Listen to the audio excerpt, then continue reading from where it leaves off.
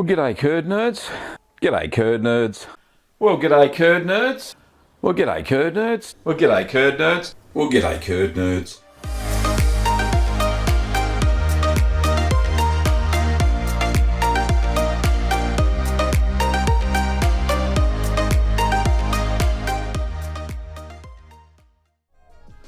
G'day curd nerds, welcome back. I'll just turn off the chat. There we go, much better.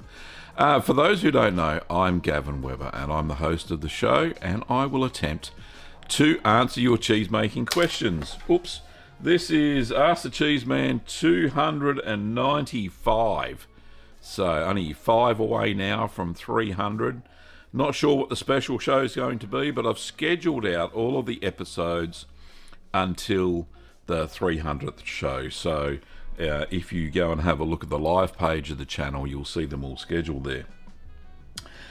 Big thank you to all of the financial members. Thank you so much for your kind financial support, and a big shout out this week to Donna Bath. Thank you, Donna, for renewing your membership, and Nina Brew for renewing your YouTube membership. Also, let's not forget the patrons. So thank you to Adam Forsyth for signing up as a patron as well, and to all the other patrons and members who support the show financially. Without your help, the show wouldn't go on, so thank you so much.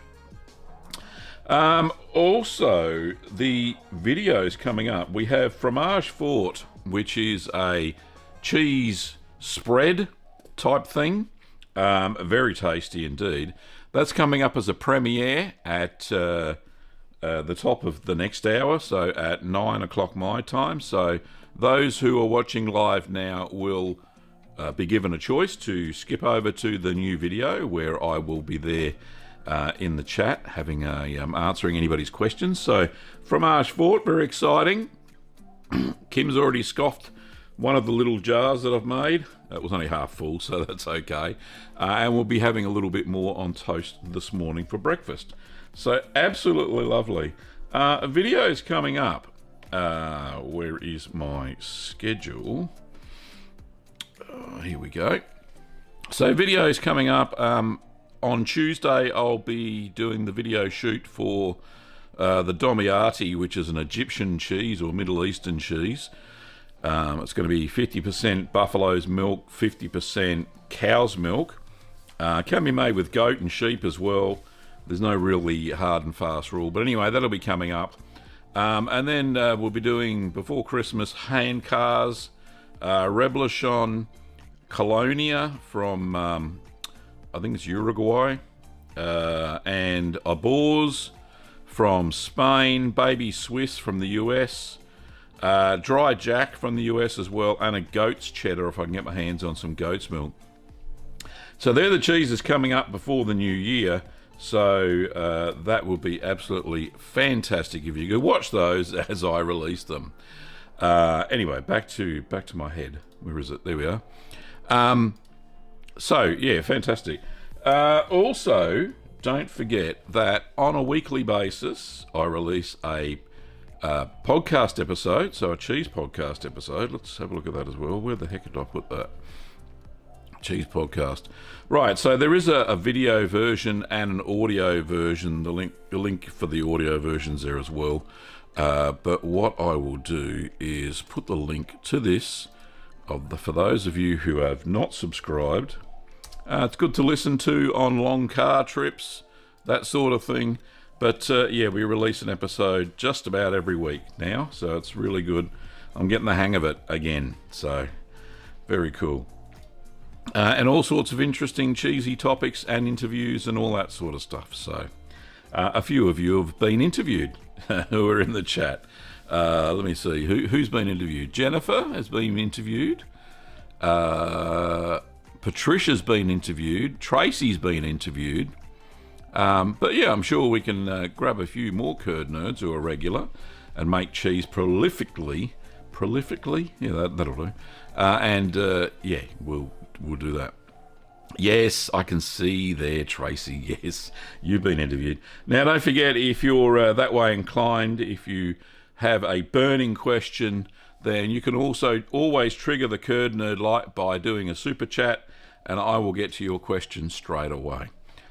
So let's get into the questions. There is one way back when, at the very start. Can I pick it up? Here we go. Kathy F. Now, I don't know if Kathy's got back on the chat. I haven't seen her.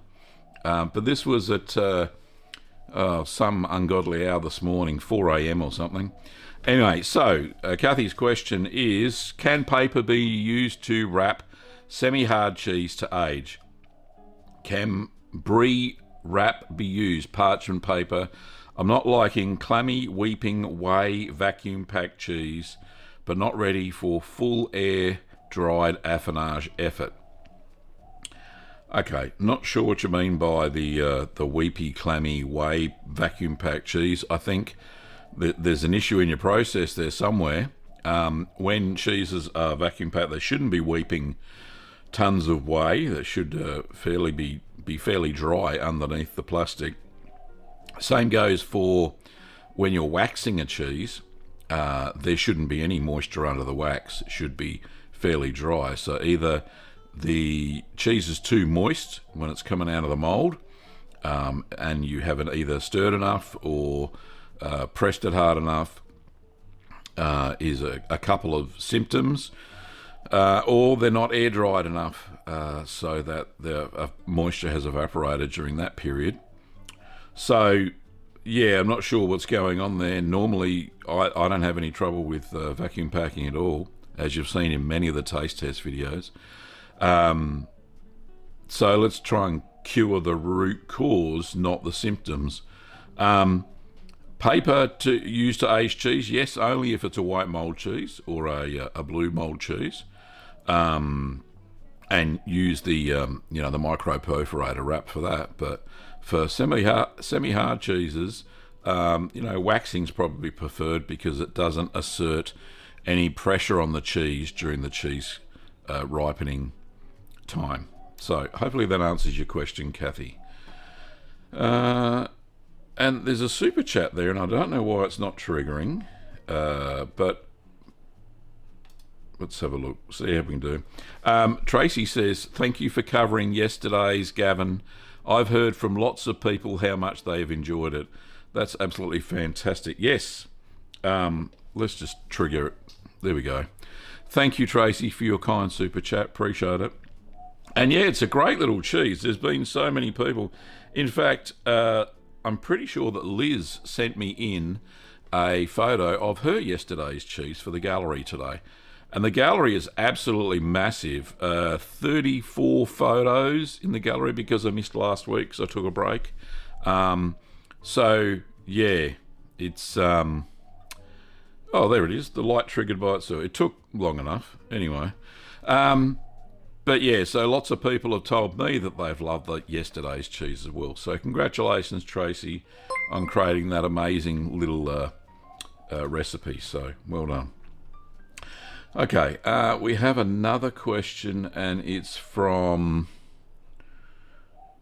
Paul says, what do we do with all the cheese? Well, I've got a solution for you, Paul. I hope this is in context.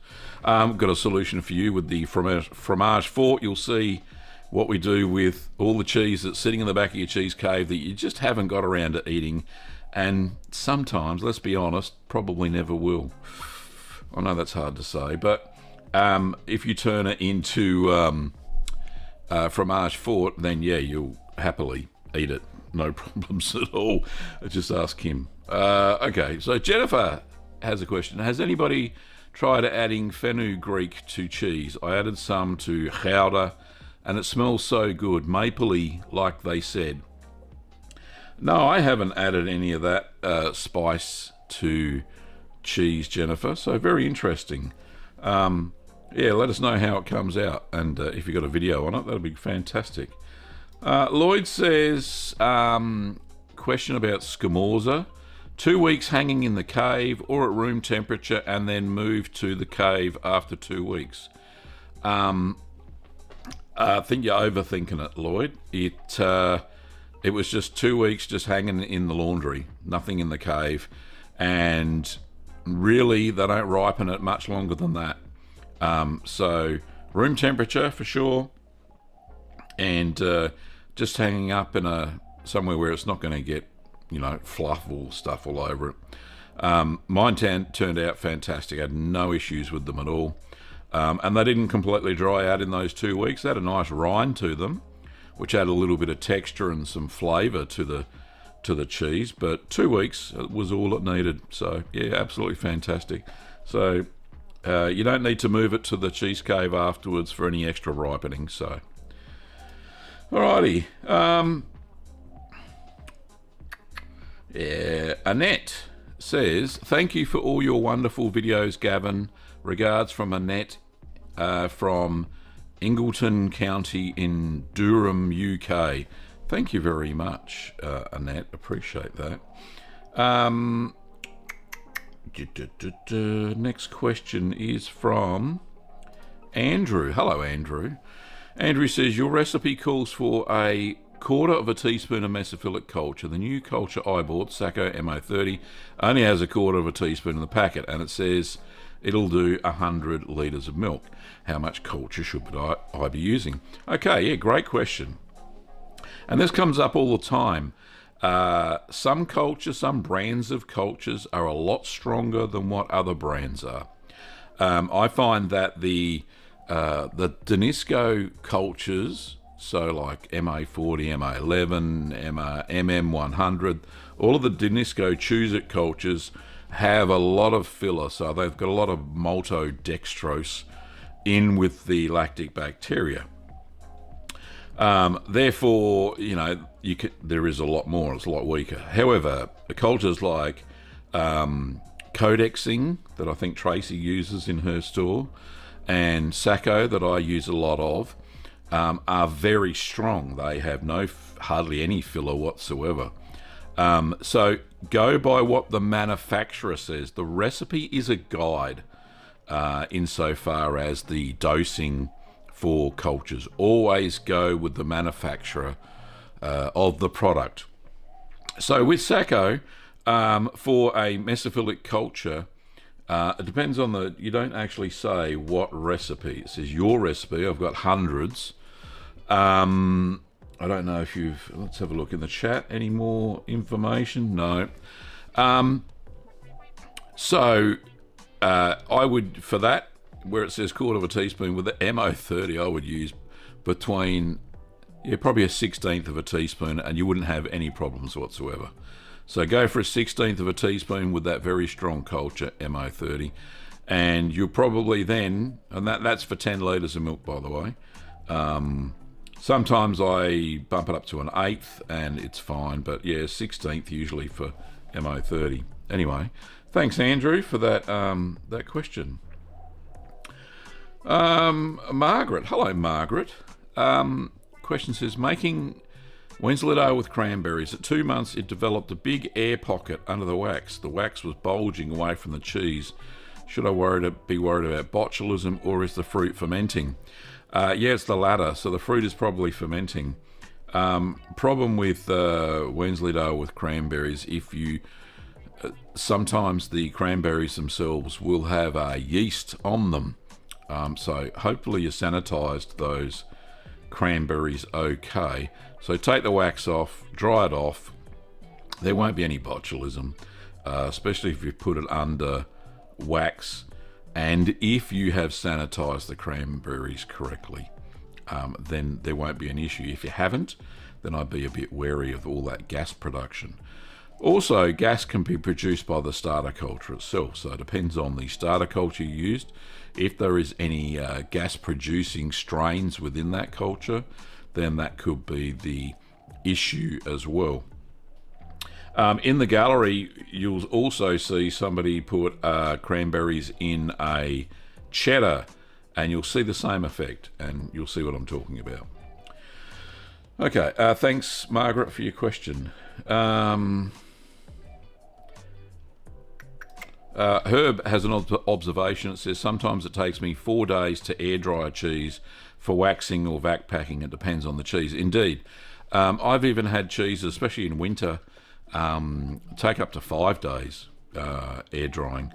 And sometimes if it's the summer and the cheese is still not air drying properly, then I prefer then pop it just on the on the mat that I'm using and a board and put it into the cheese cave, because you got to remember, at all the higher temperatures, the lactobacteria is still active and it's still producing lactose. So if you air dry it at room temperature and the room temperature is quite high, I'm talking over 20 degrees Celsius, which is, I don't know what in Fahrenheit, then if you don't put it into the cheese cave, I'm starting to do this lately because it's starting to get warmer here, air dry it in the cheese cave, and you'll find that you won't get any of these crumblier sort of cheeses, and sometimes that's what happens. So, but thanks, Herb. That's a fantastic observation. Michael has a question. It says, I was in my local brew shop during the week and noticed they stock activated carbon. Can it be used in cheese making? Is it the same as activated charcoal? I believe it is the same thing. We actually sell the French cheese ash, which is essentially ash from vine leaves, and that's what most of those ash-coated French cheeses use. But I have at a pinch used activated charcoal, which is the same as activated carbon as far as I'm concerned, because it's essentially just all carbon. But some of those really fine ones get airborne very quickly, so you've got to be careful when you coat them. So it's best to make a slurry out of the ash with a little bit of water, and then dip your cheeses into that. I've seen lately when they do mass production of, say, things like Valence and any bloomy cheese that has an ash coating, they make a slurry out of it. They don't. So it depends on the dairy. Some do sprinkle the ash over the top of the cheeses, but use this really fine sieve and go over the hundreds of cheeses they've made. And some other cheese makers make a slurry out of the ash with a bit of water and dip the cheese into the slurry and then put it onto the drying rack that way. So there's a couple of ways of doing it. But yeah, I'm pretty sure that activated carbon is the same as activated charcoal, which is essentially the same as French cheese ash. However, like I said, French cheese ash is made from vine leaves. Activated charcoal is usually made from coconut husks. That's the version I've got for our soap making products here as well. So yeah, just be wary on what the stock was to make the carbon, if that makes sense.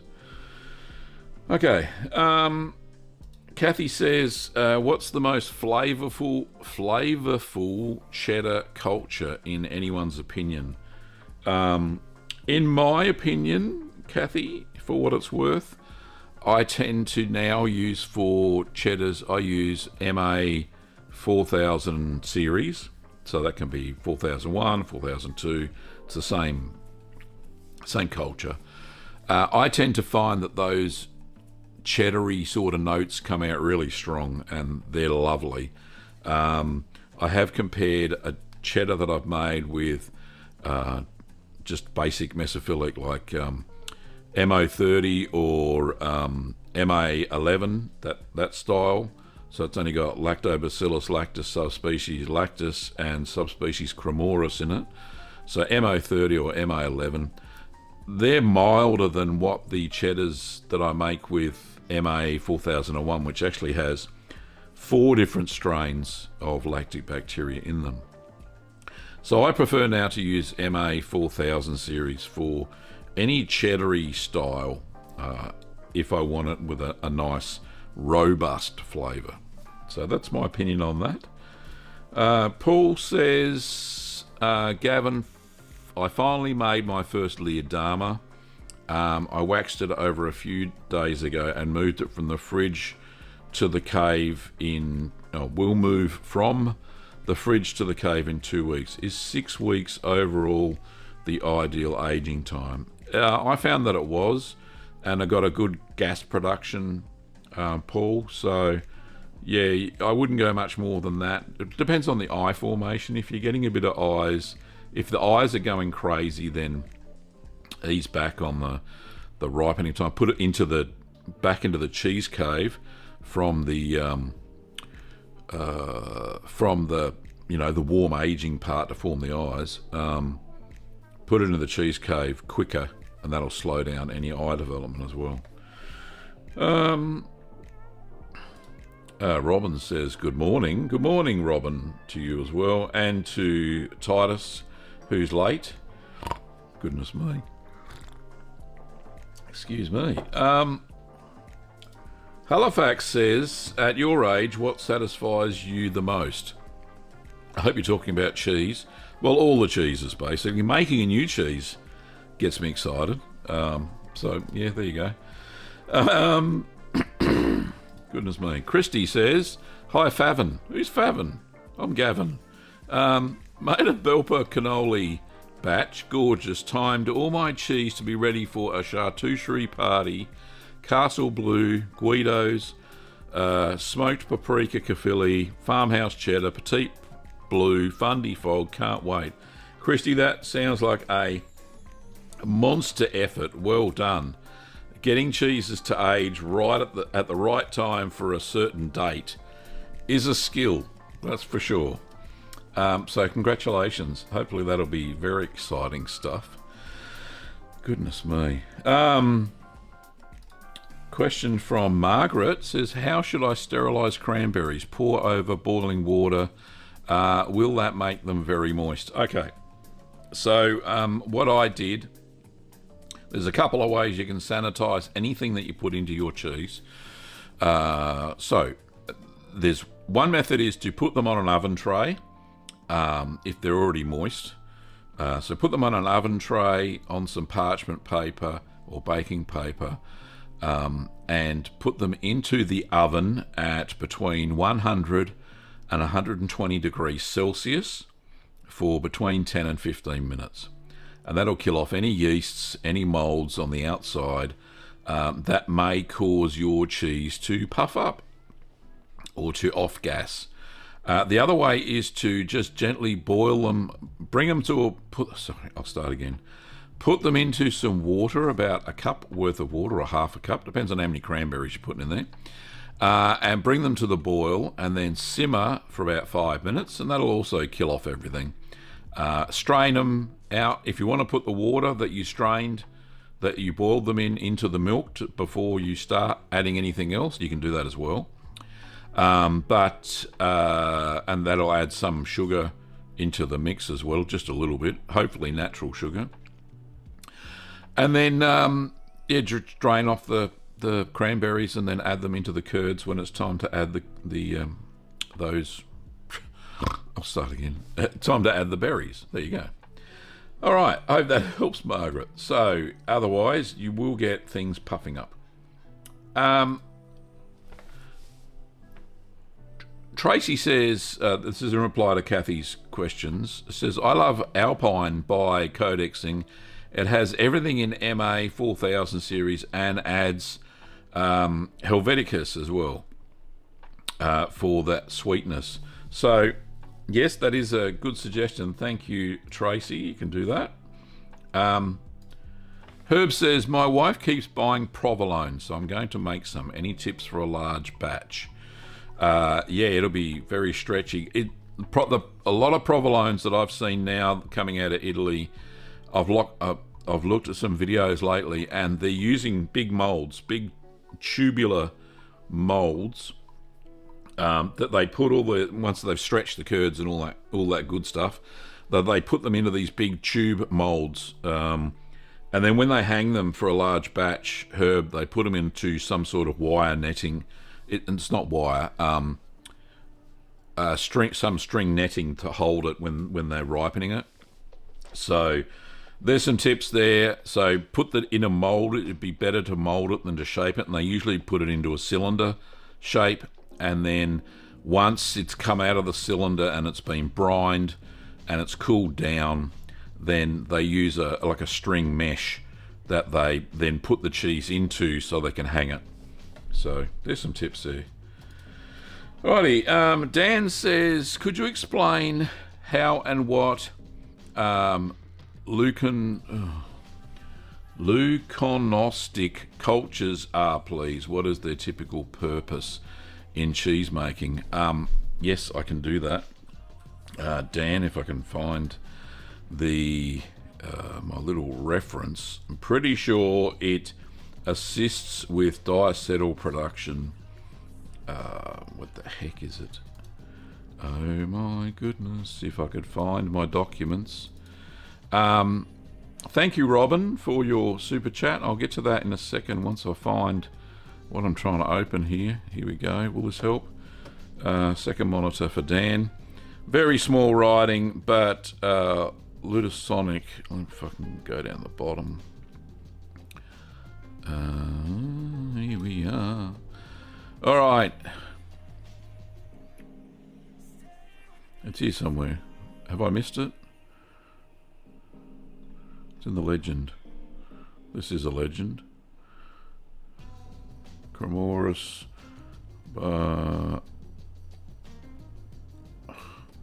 Is it actually here? I can't even see it. Oh, here it is. LM. It is a lactic acid, slow CO2 and diacetyl production. So that's what it does. Its best temperatures are between 25 and 30 Celsius. So its full name is leuconostic mesenteridois subspecies cremoris. There you go. So that's what it is. Thanks, Dan, for that. Now you know what it does. All right, we got the super chat. My goodness, this is Robin's first super chat. It says in the chat, let's celebrate it. Thanks very much. Yeah, let's do that. There we go. So the question is, hi Gavin, do you have a favourite rennet? Indeed I do, Robin. I prefer to use Chimax Plus, which is a product by CHR Hansen.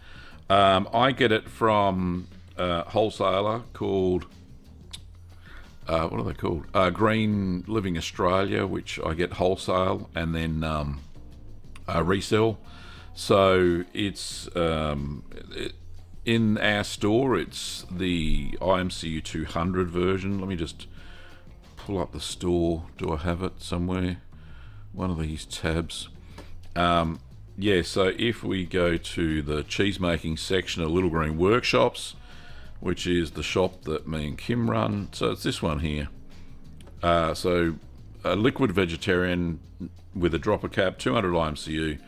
It is Chimax Plus. That's what I use regularly with the best results. In the specification sheet, it says, if it comes up, yeah, Chimax Plus is what it is.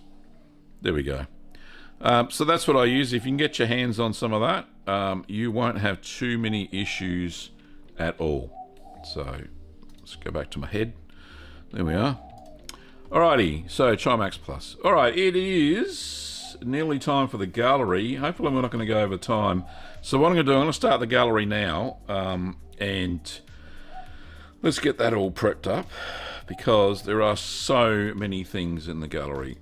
Let's switch over to the gallery, which is brought to you by you. You send in all the photos, and I'll show you how to do that at the end of the gallery. So, first of all, this one is from Costanzo and says, Sir Gavin, this is my Parmesan. I don't think that, is that the Parmesan? I hope it is. Made in June 2002. As you can see, there is some mould in the vacuum packing. Does not seem to be broken. When I open up, the whole room was filled with the aroma of Parmesan. The bag was humid. The mould came off easily, for it was only on the surface when cut and not into the Parmesan. Parmesan was not crumbly like Parmesan for the taste. It was good for me, but it was not salty enough like Parmesan. I followed your recipe in brine time. If I left it in the brine, would it have more salt? Yes, it would. I have other Parmesans and the same problem could be present. Okay. Could it be not pressed enough and brined long enough? Could you send me directions for the Dutch press? I can do that. Anyway, let's have a look at the rest of the cheeses. So that's out of the bag, the Parmesan. And that's it, just wiped clean. So, yep, it was just surface mould, so no big deal. And there it is cut. So it actually has a pretty good texture. You can see it's fairly dry around the outside by the discoloration of the rind. And not crumbly, yeah, sometimes. It depends on how long you had the cheese out of vacuum, before you vacuum packed it. So I tend, when I make the Parmesan now, I will make it and naturally create a natural rind by just keeping it in a ripening box and wiping it down for at least a month to let it dry out a bit, and you'll find that it has a far better texture than if you just air dry and then vacuum pack straight away for the 12 months. So that 1 month before you vacuum pack it is key to making it have a better, crumblier texture. It also could be that the curds may not have been small enough or stirred long enough or heated high enough to get that texture before you pressed it. But it still looks pretty good, and if it smells like Parmesan, then I think you're doing fairly well. And, you know, as a grating cheese, it'll be spectacular. You can't expect to make exactly the same cheese as Parmigiano Reggiano, right? It's a massive wheel of cheese. And by being a bigger, massive cheese and aging over those 12 months, it's going to age differently than your small 1 to 2 kilo cheese. So, also, I have a smoky paprika kefili, day 2 with the paprika. Very nice indeed, Costanzo, and that's going to taste fabulous. I think we've got some more pictures of that. Not yours, but others have made it. And I think that's, what's that? That's another Parmesan he's made. Alrighty, the next one is from, thank you Costanzo for sending those in. Kevin says, hi Gavin,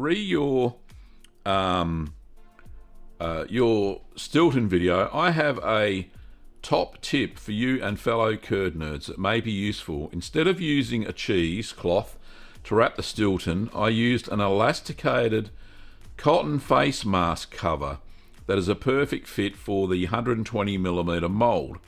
The covers are very stretchy, so will fit other size molds as well. I guess you could use elastic bandage, but I had the mask cover on hand. Oh, okay, it's one of those things you put on your neck and put around your face. Right, back in the early days before they said they weren't very good against COVID. So I can see, yeah, you're getting a nice coverage of blue there. I see what you've done there. It does kind of look like a loose weave, a tight weave elasticated cheesecloth. But yeah, it's a great practical use for it. So well done, Kevin. And Kevin is from a very windy United Kingdom. Thank you, Kevin, for sending that in. So the next one is from Lorenz. Says, hi Gavin, I'm an avid amateur cheese maker in Germany. I love your channel and all the insightful videos. I wonder if you can give me your advice on a batch of camemberts that I've made recently that I'm not happy with from a taste perspective.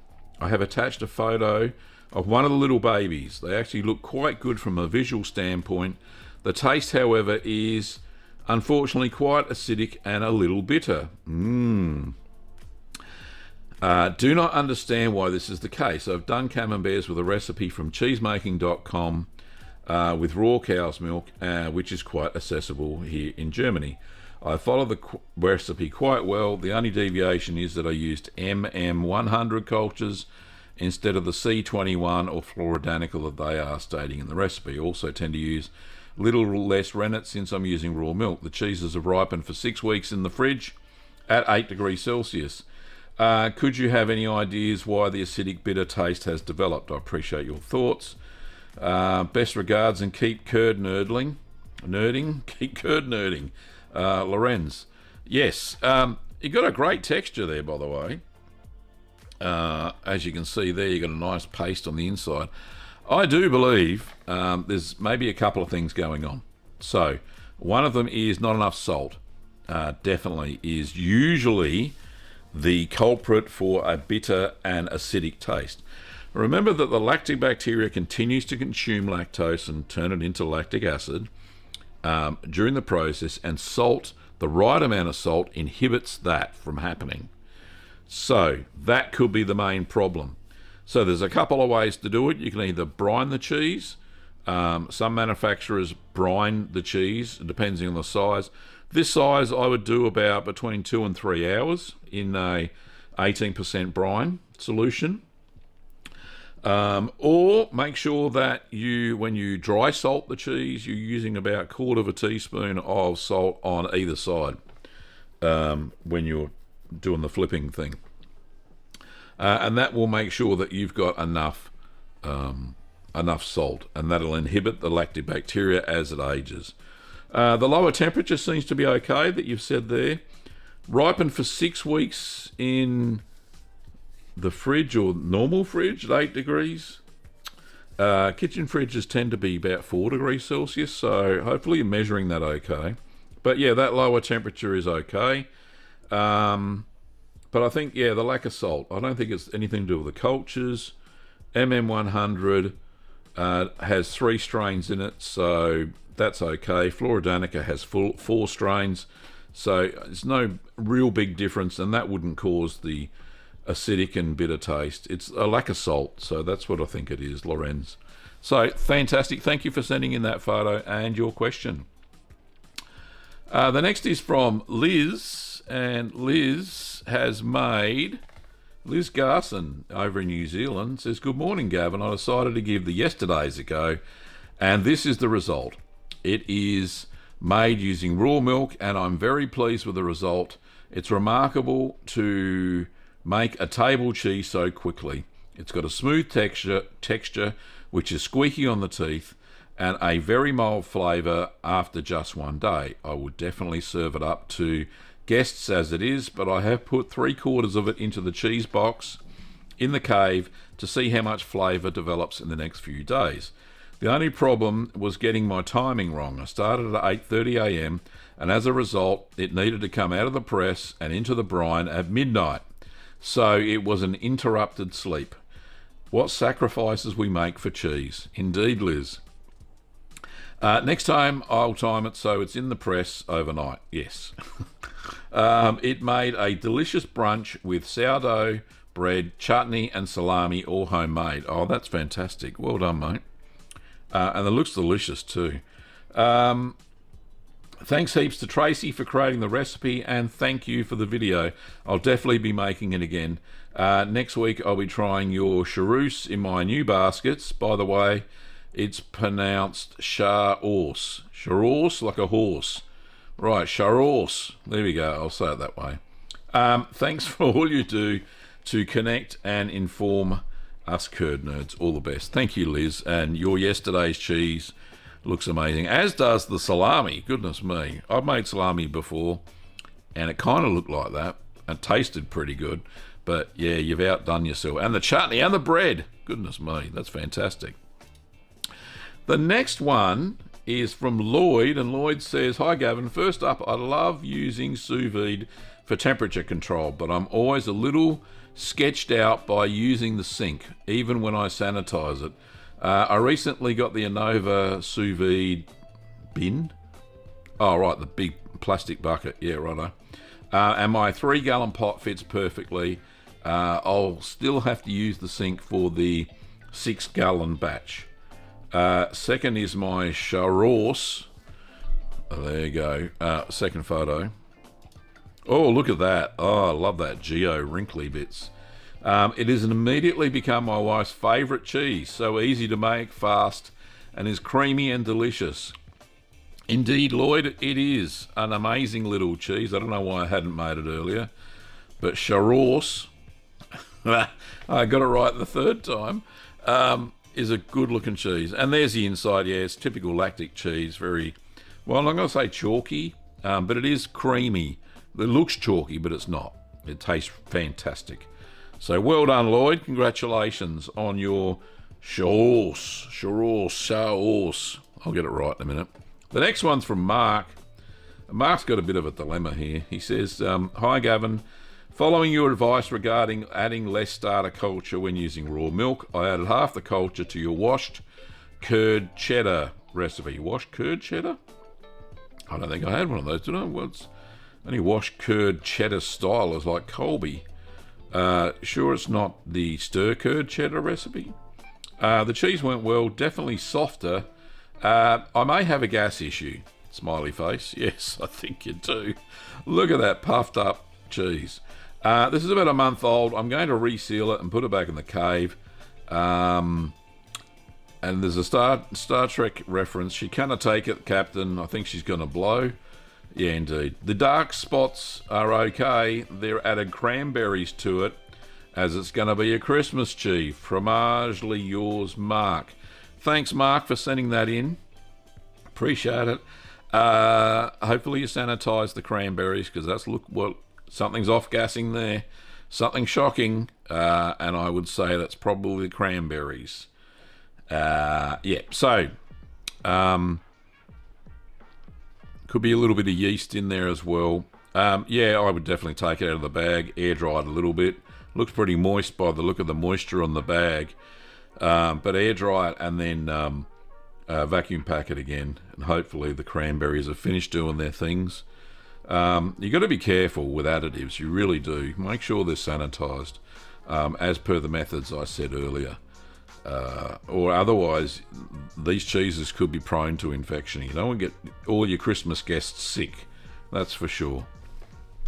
Anyway, that's enough advice there. But thank you, Mark, for sending that in. Very interesting. Next contributor is Molly. Thank you, Molly Brown, the unsinkable Molly Brown. Says, here are some pictures for the gallery. I was inspired by your paprika rubbed kefili, but thought it might be interesting to try cayenne pepper instead. My goodness, cayenne pepper is so strong. Anyway, the first picture is after a couple of days of rubbing it with olive oil and pepper. Hope you washed your hands afterwards. That pepper, she's fiery. The next picture is after... Right, the next picture, Gav. Stop laughing. The next picture is after 3 weeks. Some mould did grow. That's okay. But only on the pepper. The mould scraped right off. Picture 3. That looks beautiful. Picture 3 shows the clean cheese after cutting. I really liked using the pepper as it gave a nice kick to the cheese. I bet it did. So, yeah, and you can see that it has seeped into the rind, which is fantastic. And the kefili's got such a lovely taste. Look, I might give this a go. I think this is a pretty good little creation there, Molly, so well done. So picture 4, this is from Molly as well, says, I always assumed that junket rennet was a type of weak rennet, not rennet to make junket. I found out differently when going through a recipe book of traditional Scottish recipes. Apparently junket is a British dessert dating back to around the 15th century. The milk is heated with sugar, a little nutmeg and rennet is added, then the mixture is left to set for a few hours. It is then chilled and eaten. My family's traditional way to make cambric tea is to warm milk, add a little sugar and nutmeg, and no, we don't put actual tea in ours. I really felt like I was eating a solid version of cambric tea. I don't think I'll make it again, but it was interesting to try. Thanks, Molly Brown. Thank you, Molly. Yes, junket. I used to have it when I was a kid, but we used to have sachets that had sugar and a very weak rennet in it, and then we added it to the milk, warm milk, stirred it, put it in the fridge, and it all set. So, yes, there is a very little amount of rennet in those junket packets. The next one is from Nina, and how are we going for time? Okay. Nina says, Nina Brew up in Sydney, who's in the chat. Thanks, Nina. Says, we opened the Farmhouse Cheddar Blue a little early at 6 weeks because we had visitors. It tasted great, your recipe, but I wonder what the discoloured line is in the photo that's not blue. It's where I pierced it and thought it would have gone blue, but it's a darker, almost brown. Indeed, it is. And that brown bit is a lack of oxygen for the Penicillium Roqueforti. That's usually what it does. But you've got some nice veining here as well. So the flavour won't change. It's just died off. Lack of oxygen, Penicillium Roqueforti. And it goes brownish. And you'll see that on the outside of the cheese usually as well. If you starve the cheese of oxygen, you'll get this brown, what looks like brown mould on the outside. So that's what it is. And yeah, but your cheese looks fantastic. Absolutely fantastic. And as you said, it tasted great, of course, because you made it. Well done, Nina. The next one from Nina says, this is a photo of my Sage Derby I made 6 weeks ago. I cut it open because, as you can see, the surface rind had a rough patch on one side. Yeah, I can see that there a little bit after you cleaned it off. It says, I thought it had spoiled. A small area of curds on the surface didn't knit together properly. And I'm very surprised when I cut it open. It's actually pretty good. I can't see any sign of gas holes, and the flavour is lovely. It has a lovely smell from the sage. I made this following your video. Cheers, Nina. Thanks, Nina. Yeah, great, close knit cheese there, without any gas production, and the leaves haven't off-gassed or anything, so I think you sanitised those correctly, so well done. If you did what I did, I put them on I just picked fresh sage, put them on an oven tray, and did the 120 Celsius for 15 minutes, and they kind of all went like dehydrated. But yeah, got rid of any yeast anyway. But yeah, fantastic. And that's another picture of Nina's Sage Derby. So well done. Congratulations, Nina. You're becoming quite the cheesemaker. And that's the little piece that looks a bit funny on the top of Nina's Sage Derby. Maybe I didn't get those in order properly. Anyway, so thank you, Nina, for sending that in. Really appreciate it. The next one's from Paul. And Paul says, hi, Gavin. I thought I'd share the first of my 4 cheeses I'm doing over the next few days. The first photo is... Oh, hang on. What have I done wrong here? No, there's a whole bunch of cheese moulds. Did I get this in the wrong order? Oh no, this is right. So, says the last photo was a 1 kilo cheddar I made from your recipe. All right, we'll get to that then. I made just vacuum pack it. It was made using the Lauder mould shown. The other photo is my ridiculous mould collection, including a 3 kilo Lauder mould, which could be this big beast here, if you can see my mouse pointer. And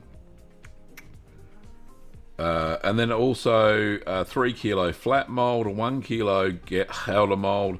I also have a 5 to 7 pound flat mould, a 2 pound and 4 pound rectangular mould, and other assorted, a few from Little Green Workshops. Yeah, I can see those. Nice. There they are. Oh, classic. Can't miss them. It says, for the flat Lauder moulds, I asked Lauder if they had any other flat moulds and was told they need 2,500 units to justify tooling. A few weeks ago, they told me they had a 1 kilo and 3 kilo mould. They were overruns from a few customer orders. If anybody's interested, you can ask them, so maybe you can luck it out like I did. The cheese was pressed in 75 minutes, no cheesecloth, no flipping, clean, less cleanup. Next up, Lancashire, Romano and Leodama. Right, so here, that's the mould he used. Very similar to the couple I've got. And there's the cheese there. So it's not creating a round, yeah, it's a flat one, not a round one like the Gouda ones that I've got. So yeah, interesting. And you get these little dots. So yeah, a lot less mucking around. And this is also from Paul. Paul says, here are 3 other cheeses from the weekend. The red lidded container one has my Romano in brine. The middle one is my 1.5 kilo Leodama, and has now finished drying and has been waxed. I had to buy a second wine cooler / cave, and we'll set it up for 65 Fahrenheit just for the month I need for the Leerdama. And then when I have more, and then I'll have more cheese aging capacity. The other cheese is my Lancashire. All were made from raw milk except the 1% milk that I needed from a different source for the Leerdama. It was a fun weekend making cheese, but my right arm is still a little sore from the hours of stirring. I plan to give more cheese away in the future. I have just made a fun brand to put on my labels called Galactic Envy. See the image, all right? There it is. Nice. See the attached image. I hope to do some more interesting cheeses in 2024. Mine are a bit boring compared to the other curd nerds, but I enjoy them. Thanks for all you do. Paul. Thank you, Paul. And I love that little design. Very nice indeed.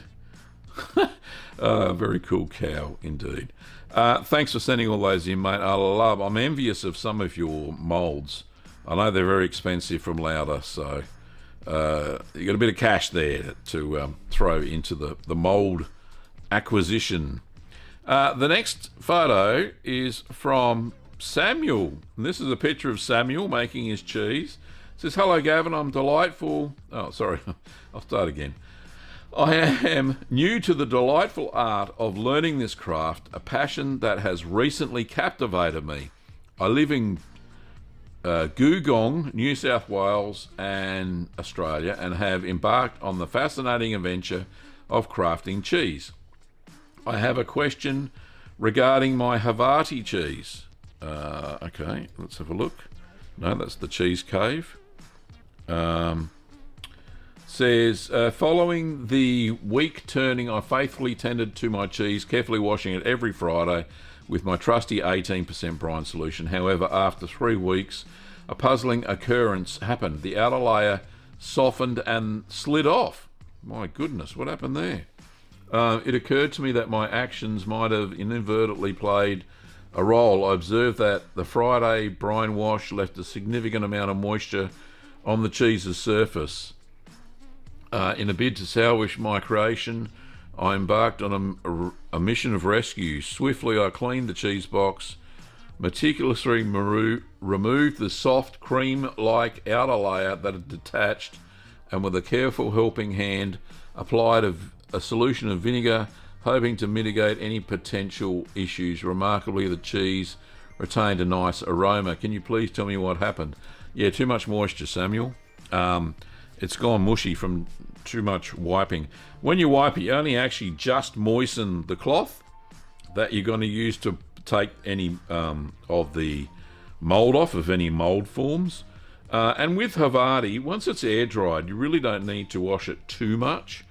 I think you might have been going a little bit over the top, but that's okay. But yeah, you've done a nice rescue there. I would vacuum pack it as quick as you could, or wax it, to prevent any mould from getting in now that the rind has been compromised. So ease off. It shouldn't be moist. It shouldn't be like dripping with whey once you've washed it. It should be just, touch dry-ish. Anyway, thank you for sending that in. And finally, we've got one last picture.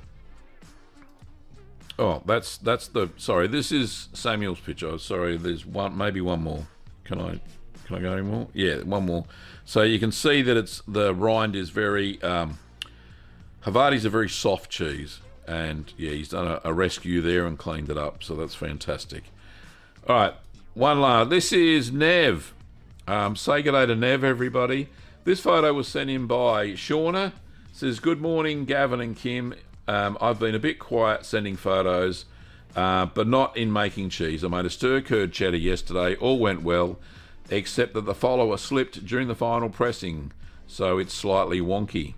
Attached is a photo of my supervisor, Neville, with a wonky cheddar. Thanks again for all you do for the curd nerds. All the best, Shauna." And Nev's watching, so big shout out to Nev. Everybody say good day to him.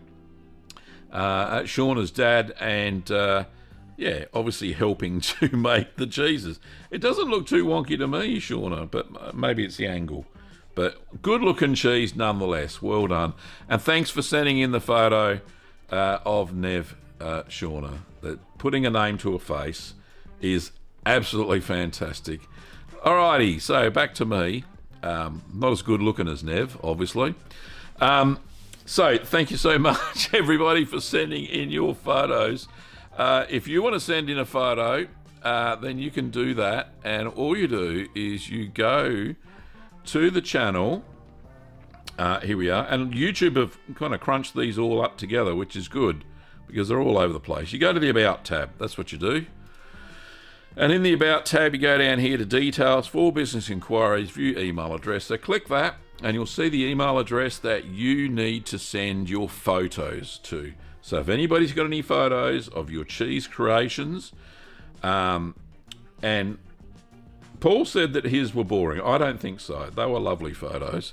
And, you know, everybody likes a different style of cheese. So doesn't matter what the kind of cheese is, send it in. I would really appreciate it. So you can only do this in a browser. You can't do it on your mobile app, YouTube app. So you have to go to a browser via desktop, laptop, or tablet, and you'll be able to see this details, the email address. So that's how you do it. That's how you send it in. So hopefully you'll send in lots and lots of photos. That'll be fantastic. Now, we only got 4 minutes to go, Curd Nerds, so unfortunately I don't have any more time for any more questions because the stream will flip over to the premiere of Fromage Fort in exactly 4 minutes. So one thing I'd like to say is thank you for everybody who has checked out the Hamish and Bonnie channel, which is our dogs that occasionally appear on the stream. So for those of you, it's absolutely fantastic. We've got 2,260 odd subscribers so far, and that's only with 16 videos. So it's been an amazing little effort there. The doggos do their acting every Friday, and we do a video. However, yesterday Hamish decided I was making some making a new barbecue area, which I'll put on the Gavin and Kim channel soon. And Hamish decided he found a big pile of dirt and rolled in it, so I've got to give him a bath before his next video. But if anybody's interested in checking out the Doggo channel and haven't subscribed to that, I'll pop that into the chat now, and you can go and check out Hamish and Bonnie the Westies. And yeah, that would be great if you can go and check that out. Anyway, that's my alarm to stop this stream and go over to the premiere. Back to my head. Thank you everybody for watching. I'm Gavin Weber. If you want to pick up any cheese making supplies, you can do that over at littlegreenworkshops.com.au, and go and check out our comprehensive range of cheese making supplies. We ship all over the world. And if you want any merch, and then don't hesitate to pop over to the merch store at merch.cheeseman.tv. Don't forget, I do make printable recipes for all of the latest cheese videos, and they're available at Little Green Workshops under the in the cheese category under the printable recipe cards. So go and check those out. Well, thanks for watching, Curd Nerds, and when I finish this stream, you'll be, if you want to, go and check out the Fromage Fort video. All right, till next week, see you later. Same channel, same place, same time. Don't forget, some people are changing daylight savings, so the time may be a bit different, but go to the live tab and you'll see what time the stream starts. For me, it's 8 o'clock a.m. Sunday mornings, regardless of what time zone. So thanks for watching, Curd Nerds. See you next time. Bye-bye.